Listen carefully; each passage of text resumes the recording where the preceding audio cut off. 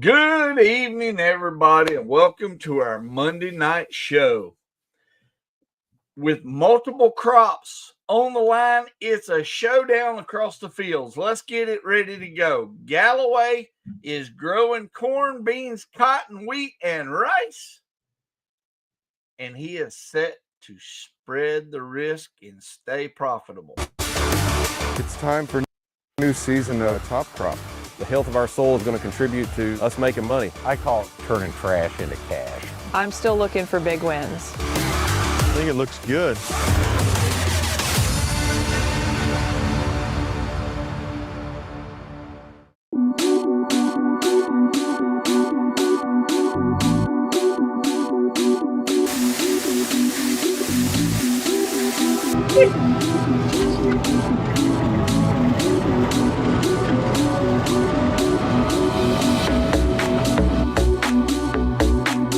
Welcome to Top Crop. May the 26th, I believe. It's a Friday. It's rained again. So, we have, less than a day of planting left, but it's too wet, so we're going to talk about planters. I get the question a lot about what planters we use, what crops we use them on, and the differences. So, the one I'm standing next to right now is actually one we have pretty much dedicated to soybeans, a 15-inch planter. 60 foot wide. It is a John Deere. It's a DB60. I think it's 47 rows. So each row is 15 inches spacing. We like that for our soybeans. It's we do a pretty good job accurately planting our soybeans. Give us better spacing than say a drill might give us. So it is equipped for no-till. We looked at some soybeans yesterday that were planted no-till at a 30-degree angle across some old corn beds. You know, we use raised beds a lot in the South and the Mid-South, so this planter is capable of handling it. We've got pneumatic down pressures, we've got the no-till coulters. Just does a good job for us planting soybeans. We've made a lot of big yields with this soybean. Just folded up now. It's got all kinds of hydraulic contraptions that allow it to unfold, and it's 60 foot wide, as I mentioned earlier. Central fill hopper, so it holds, I think, 100 bushels or 100 units. So we can plant a lot of acres in a short period of time with this DB60 planter. That's one feature I really like about it. We can cover a lot of acres. During the span of a week, it seemed like we worked 2 or 3 days and had to sit 3 or 4 days just because of the weather. So once we start rolling, it doesn't take us long. All right, let's go next door.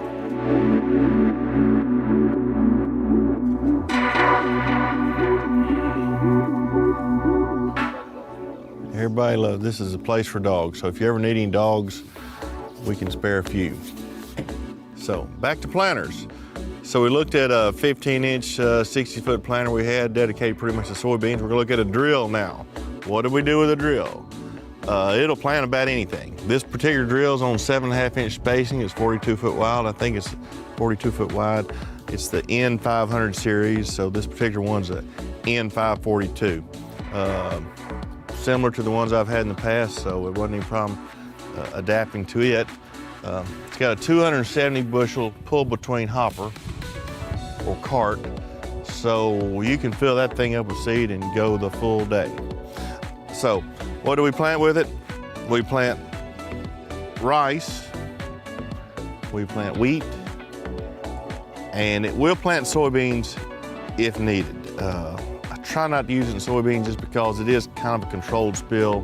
So with less seed per acre in soybeans, I feel like we can do a better job with a regular row planter or the 15-inch row planter. So again, we'll come back and take a look at this. By the way, this is on these RX tractors with the 4 tracks. These are nice.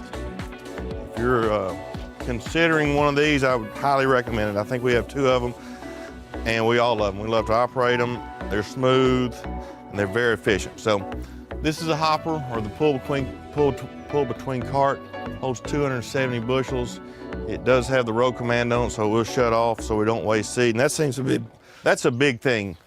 As much as seed cost, we don't need to waste any seed, and we need to be real accurate on our overlaps because we don't want to double plant something because it doesn't yield as well.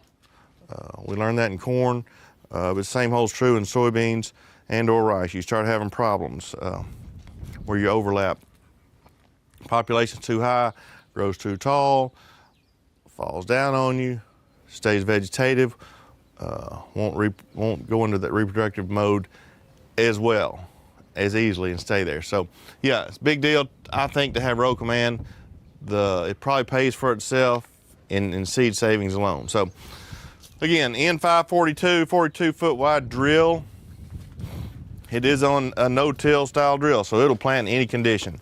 We probably plant half our stuff in conventional tillage environments and half of it in a no-till environment or a stale seed bed. So this will cut right through the ground, lay the seed in there very accurately.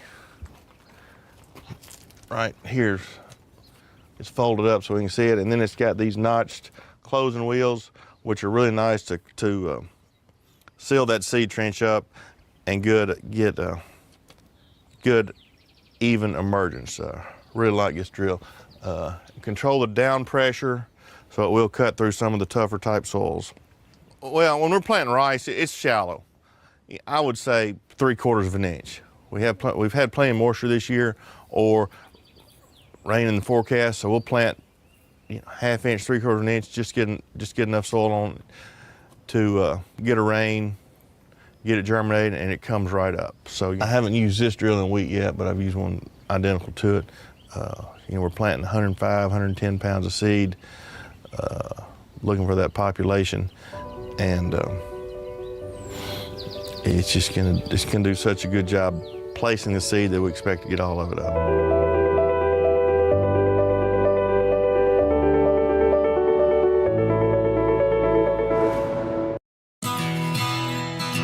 In the past 3 years, we're 365 GDUs behind schedule. So that is one of our concerns here. If we don't have solar, we don't have GDUs, we don't have photosynthesis, we don't have energy into that plant. So that's where, when you guys approached about Architect and being able to add that on at that V5 time frame, I was really excited for it. Definitely looks like it's doing its job here. I'm excited to take it to yield and see if we can't get it on every acre next year. We've been very happy with the roadability. They've been very smooth on the road, not bouncy. They don't have the loud sprayer noise. So we're going to be putting on a lot of high road miles, a lot of heat, in the summertime. So we're really excited to see that, and the less compaction, our clay soils getting over it, and sometimes even tougher conditions. We have a very aggressive warranty on these. They're 7 years. It even covers field hazard and stubble protection, which means that it really does feel we have a great quality tire, and we're standing behind that. Cornstalk stubble is extremely hard on tires, so that's really good for us.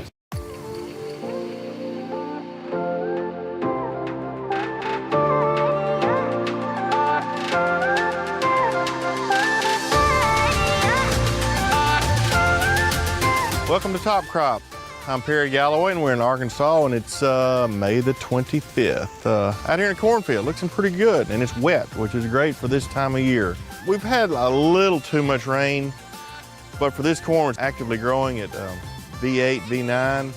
It's pretty nice not having to water it every day. We're heavy on irrigation, about 95% irrigated here, just because of lack of rainfall and heat, so we've got to keep the water flowing, but right now we're good for another few days. We got a nice rain yesterday and today, and more in the forecast, so it's impeding a little bit of our planting progression, finishing planting soybeans, I guess, but for the most part it's really helping this corn. It's been fertilized 3 of the 4 times, side dressed, so excited about that. The rainfall got it activated. It's got a perfect color to it. You might see some of these speckles on the leaves. That's from the fertilizer. We had to aerial apply it because of the moisture. We couldn't get across the fields with our Y drop. So here we are, setting up for a nice crop population. Let's see, did I mention this corn was planted around the 25th of March, which is a pretty good date for us. Population, we planted 34.5, probably looking at 33.5 final stands. So if we do our math, just regular everyday corn, surely we'll be able to make $250, $275, and we'll be happy with that. We're really going to mind our coins this year because of the commodity prices and the expenses associated with producing a crop. So we're going to try to make a good or a great crop on limited budgets.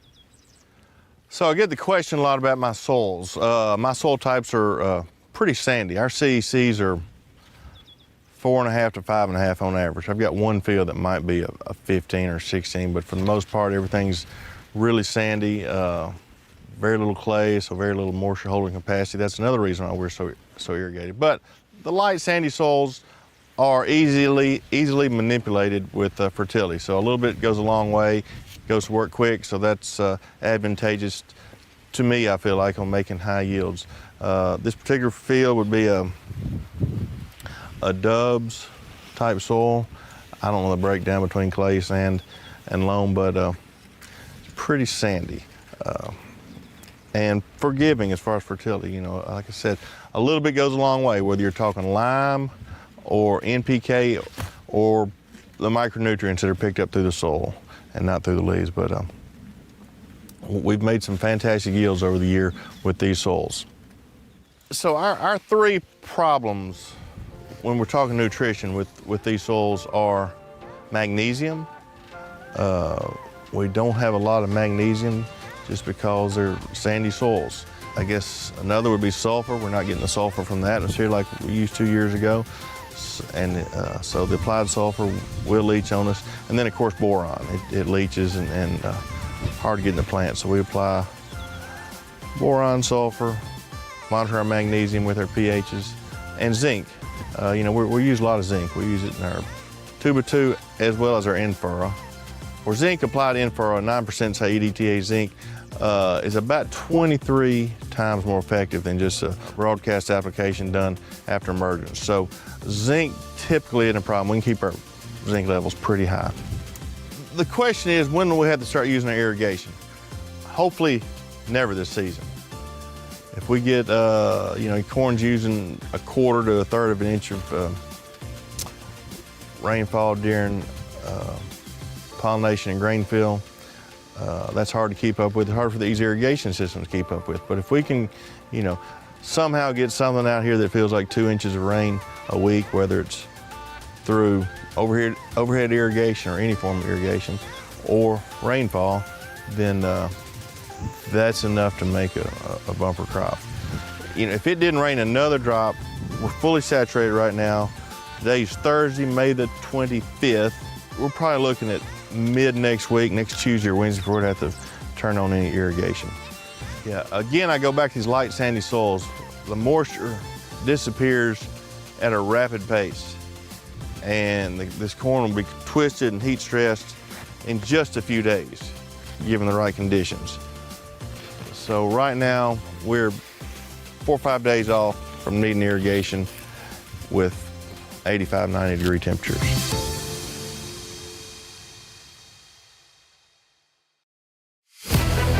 Another thing that we're doing, the sugars, octane. We gotta have that sugar. We gotta have the kelpine for the stress mitigation. And then the big one, something we found out just 2 years ago, we've been toying with and we found it consistent.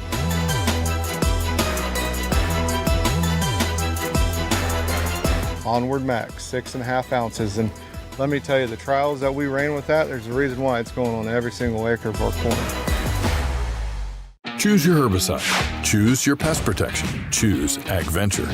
The latest trait technologies featuring the power of the Enlist weed control system, plus the quality and service you know and trust. Produce more bushels with 4-Seed Enlist and PowerCore Enlist corn from AgVenture. Visit agventure.com/corn traits to get a whole farm solution with the latest corn traits.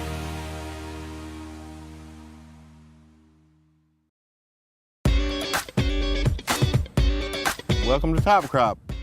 We're in a cotton field in Arkansas on this May the 25th. This cotton's about 3 weeks old. It's kind of ragged. You know, it's been through a little bit, some weather issues, some insect issues with the thrips. We got those under control. We put our insecticide for the thrips in with our herbicides, so the weeds are dying, grasses, broadleaves, cotton survived, the leaves are straightening out. The new leaf right there. Perfect little leaf coming. So this field will look a lot different this time next week, or maybe in 4 or 5 days. So this is on 30 inches, which is kind of, it's not the norm. This is a 30-inch hybrid skip pattern that I used for the first time.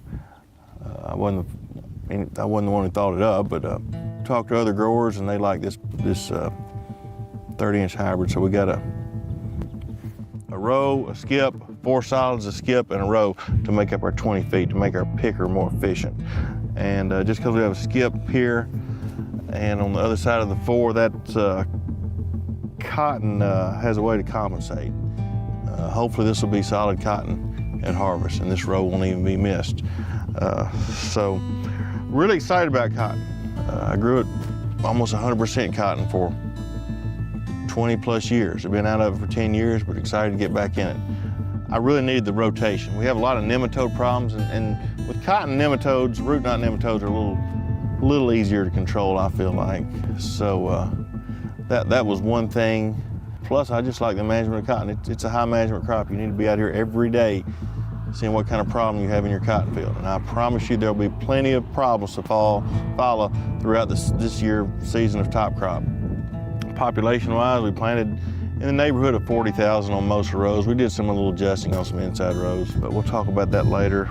With a little cooperation and some good weather, you know, we can make 2.5, 3.5 bales of cotton. It's a little tattered. We had some bad wind in front of this last rain event, but that won't slow it down either. The new leaves look good, so they'll unfurl, and we'll be on our way. Put some fertilizer on it in the next week or 10 days, and this stuff will really take off. Cotton's one of the crops you got to fertilize it to make it grow, and then you got to put a growth regulator on it to keep it short and squatty, keep it in better reproductive mode. Welcome to Top Crop. Here's Cotton 2024.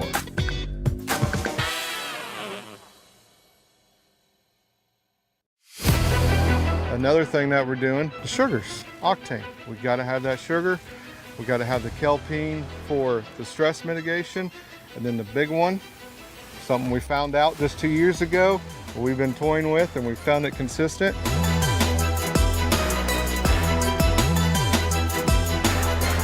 Onward Max, 6.5 ounces. And let me tell you, the trials that we ran with that, there's a reason why it's going on every single acre of our corn. Fungicide we're using is Veltima. Is our 3rd year with it. It's been working great. There has been some tar spot already spotted in northern Ohio. Normally we've already flown all this corn, but we was able to wait until July 26th today. It's already past blister stage, starting to fill out already. We've been able to keep disease pressure away, and Veltima should protect us all the way through the rest of the season. All right, welcome to Top Crop. We've looked at corn, cotton, saving rice for tomorrow, but now we're in a soybean field. These soybeans were planted early April, April 5th, April 7th. So they're a little over a month old. Planted 130,000 population, planted no-till. If you can tell, we're at a 30-degree angle from the corn rows from last year. So when we planted them, some were a little too deep, some were a little too shallow. Wasn't too scared of it because we had rain in the forecast. So I knew the ones that were too deep, hopefully the soil would stay loose and be able to push right through it, and they were able to. The ones planted in the middles, or the ones that were too shallow, had enough moisture and cover, whether it was soil or old crop residue, to just push right through. So great stand. You know, out of 130,000 we planted, we probably had 110, 112 up. We'll take that any day. They're growing off really well. We sprayed them once for weeds with the herbicide, and we'll spray them again probably within the next week, and we'll consider them laid by and expecting a nice yield. They're certainly off to a good start. My operator was like, "Man, are you sure you want to do this?" I didn't want to go right down the rows from last year. So I put an angle in them, and 30 degrees was a number that satisfied me as far as getting a consistent amount shallow, consistent amount deep, and a consistent amount just perfect depth-wise at planting. So that's why that's the 30. But at harvest, these old corn stalks, they'll be gone. It's good to have the residue, though. Yeah, the residue. Keep some moisture in there. This field has a lot of good things going for it. So it's a heavier sandy soil, full of nutrition. This is one of my top fields every year. And last year the corn at the look was in excess of 250. So happy about that. We've got all this residue, all the nutrients that the corn stubble, stover is returning to the soil and continues to return to the soil. So excited about that. Like I say, I've got several fields like this and expecting great returns.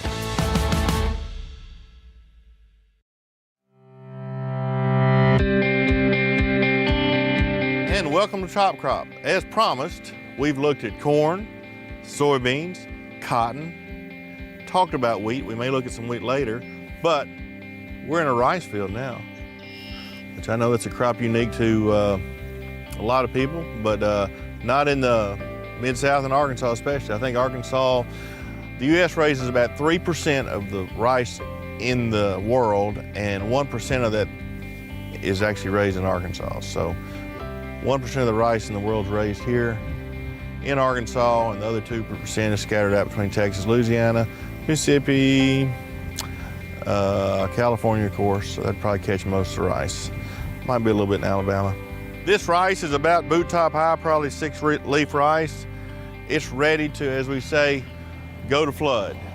It's had its final herbicide application and needs some fertilizer, which the rain interrupted that. So just as soon as it dries out a little, we'll put 100 pounds of nitrogen on it. And in 2 weeks' time, this will look like a pool table. It will be shin high, if not knee high, solid green. And this is a hybrid rice, so even though it's planted thin at 23, 24 pounds of seed per acre, it's amazing how one seed will tiller into a huge rice plant. So this will be solid, beautiful green crop. I can't say enough about it. It looks good. The water you see out here is just rainwater. It just rained this morning, so when it dries up, we'll make some fertilizer applications and take this to flood, as we say. And start out with a shallow flood, just maybe an inch deep, 2 inches deep. But then as the rice grows, we'll deepen the flood until it's probably 4 inches. So again, here's the rice we've been promising you. Looks good. Looking forward to a good rice yield because the price is in pretty decent shape.